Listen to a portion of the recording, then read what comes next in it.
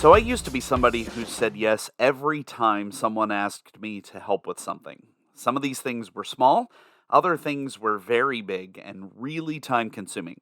Some made use of my experience and some my expertise, but some were just because people knew I would say yes, or maybe because they could trust me. I really had a difficult time saying no because I didn't really want to disappoint anyone I knew I could help. I eventually came to a point where I was convicted over what I guess you could call my addiction to busyness. I just felt like I was constantly doing and things were just moving, and I felt like I never stopped. Do you feel like life is running at 100 miles per hour? How many of us need to do a better job of living in the present while still yearning for the future? Honestly, most of us rush around until life's no fun. None of us knows what tomorrow has in store, so why do we want to get there so quickly?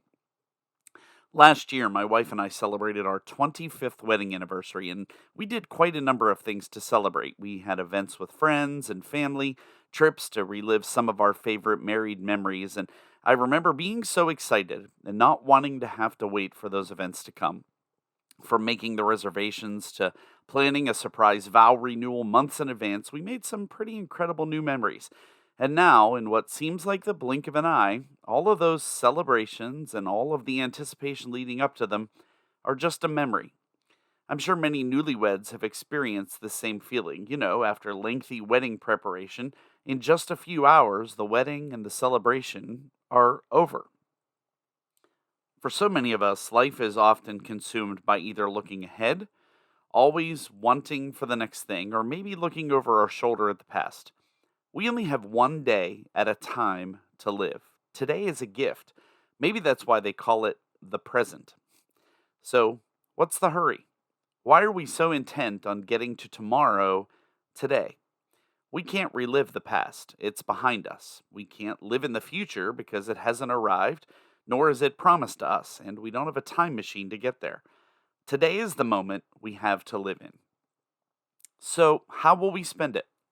How much are we overthinking things that are way down the road and trying to speed up time to get there, overlooking what is available to us right now? In our world of hustle and bustle, choosing a slower and more deliberate path almost feels like a radical decision. Think of it this way: we don't pick the longest checkout line at the grocery store. When we see a line of cars ahead of us in the drive through lane, we want to go to another restaurant.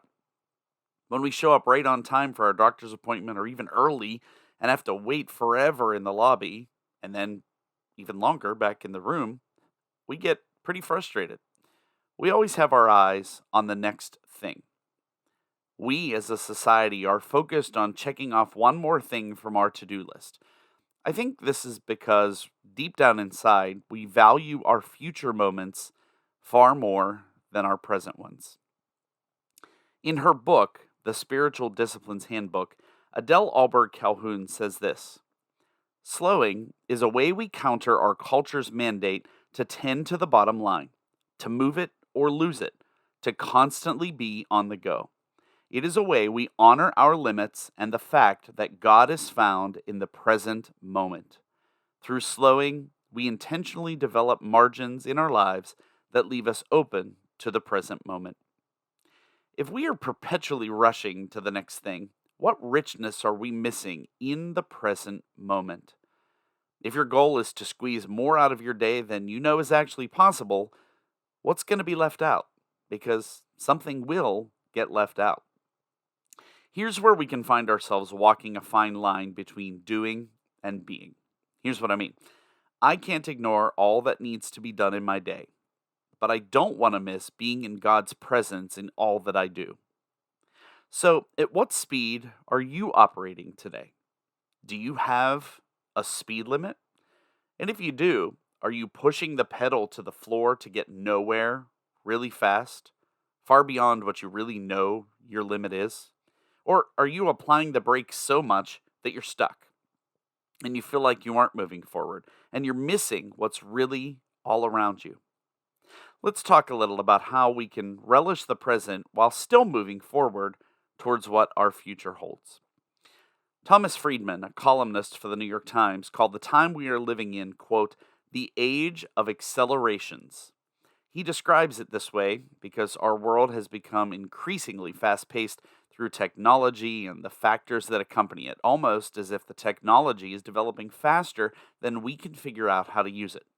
There's more knowledge, there are more things than at any point in history.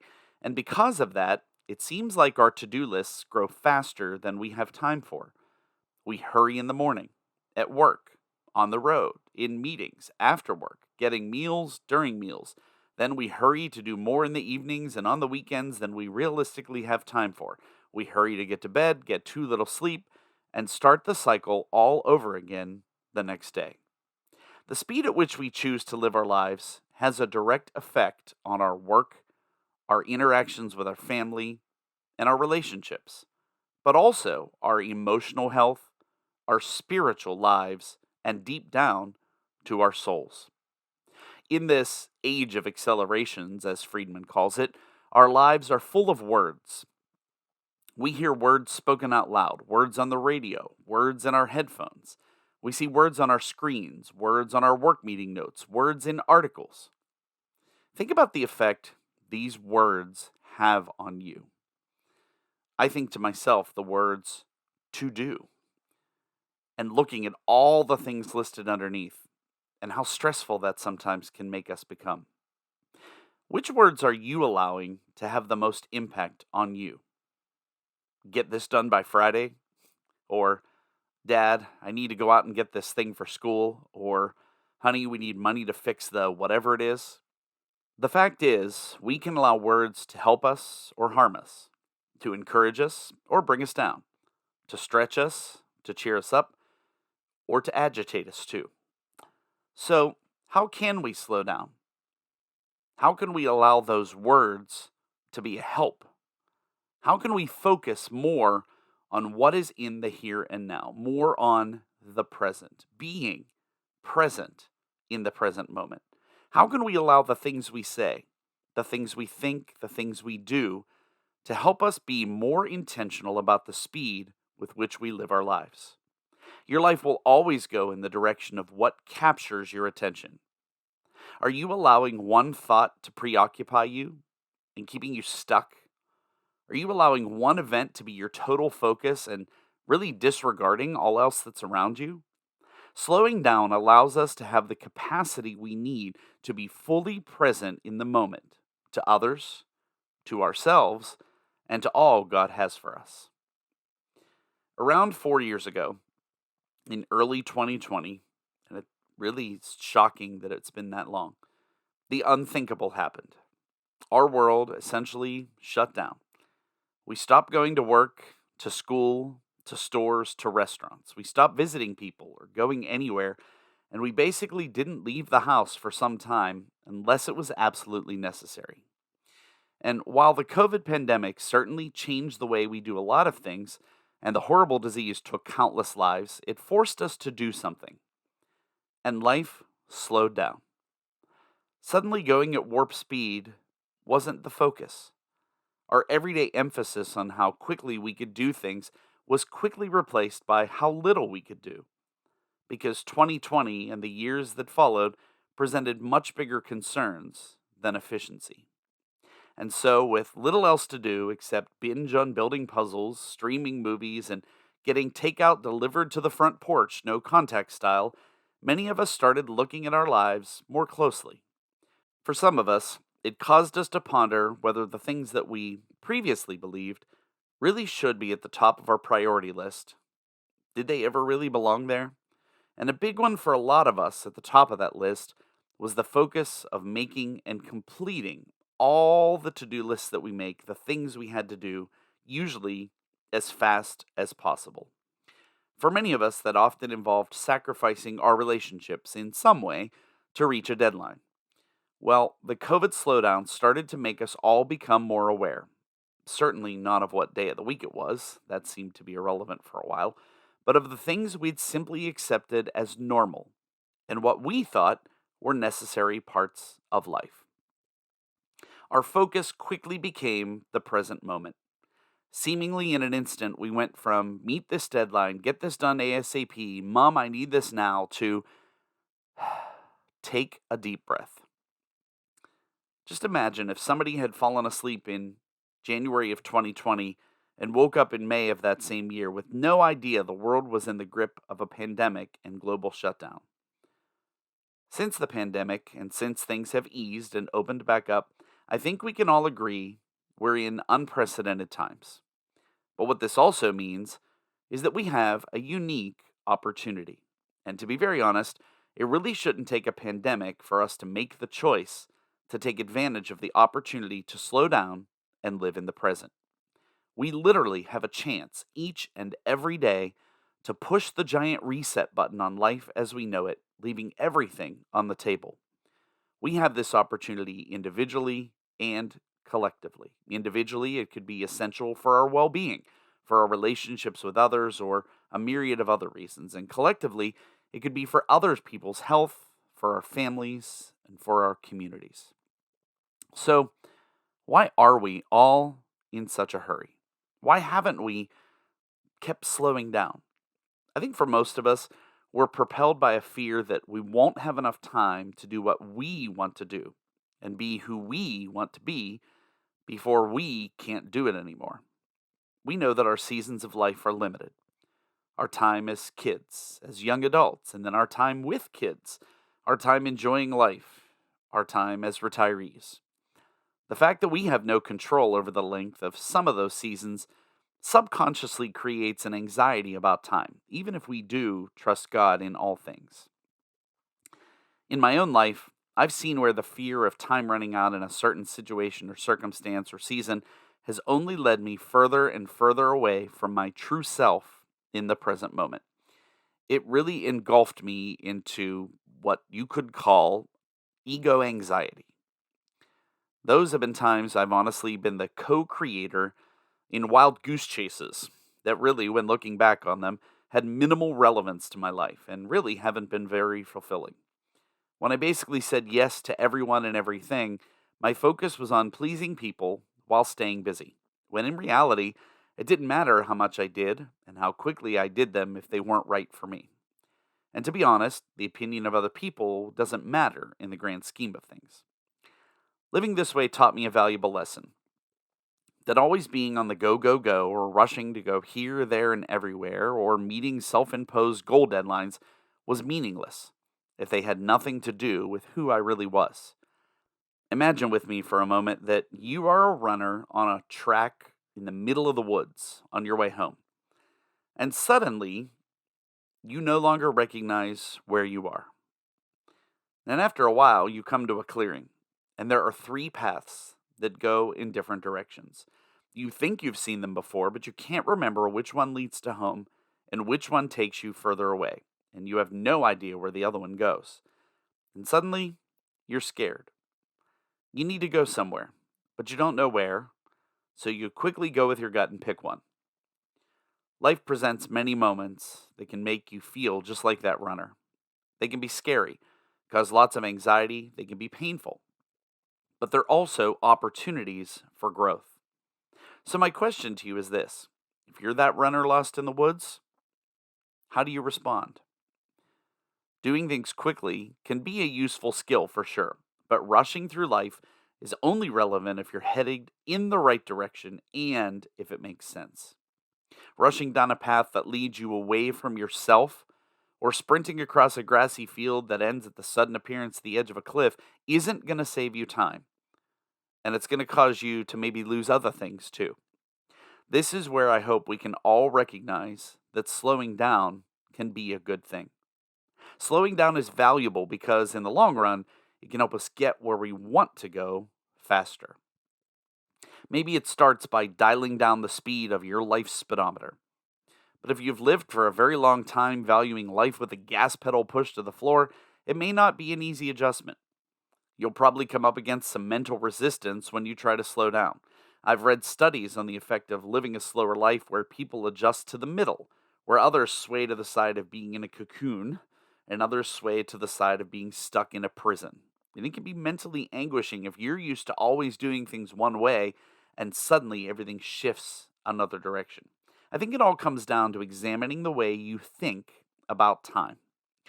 Start by allowing yourself the time and space to connect with your intuition and to dial in to what God has in store for you. The key is being more aware.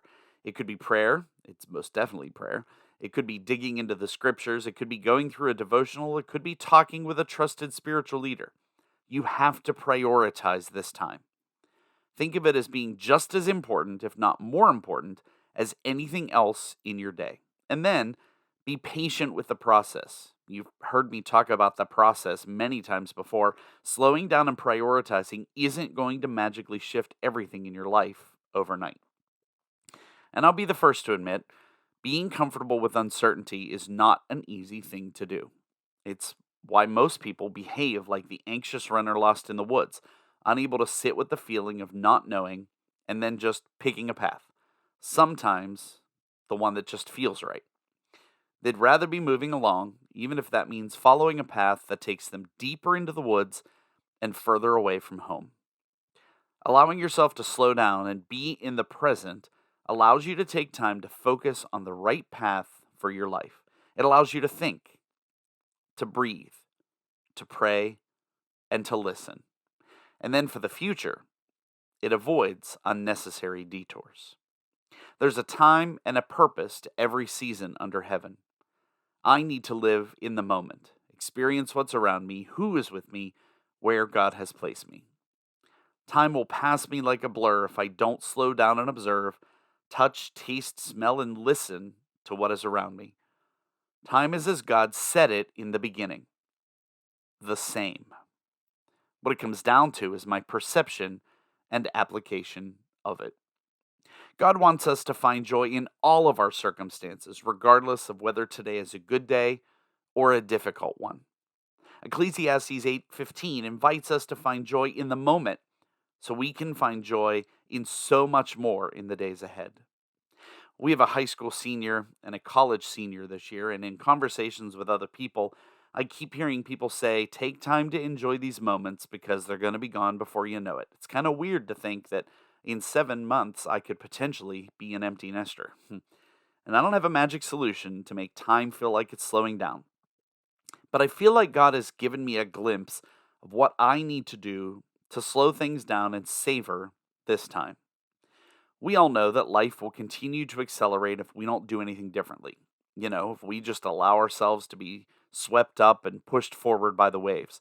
We've all been guilty of constantly being distracted, always preoccupied with the next thing we have to do.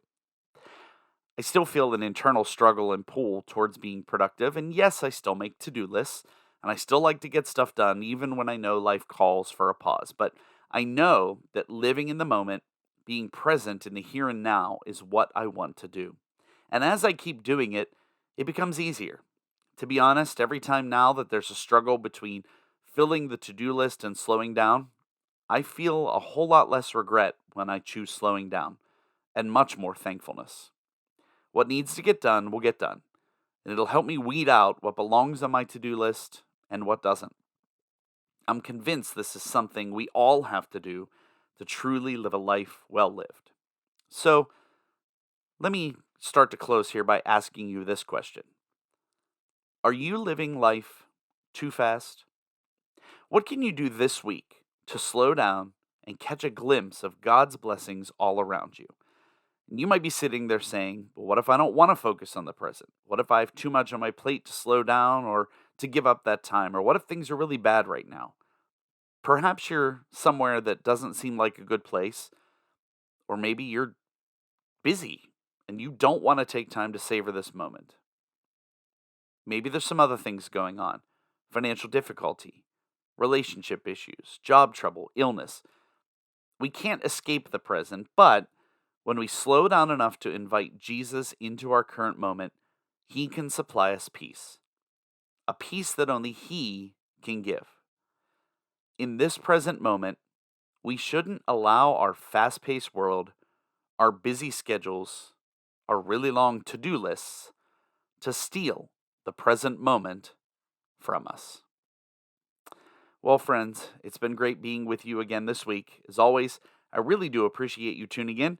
We'll see you back here next time, and we'll have more for you on Cue.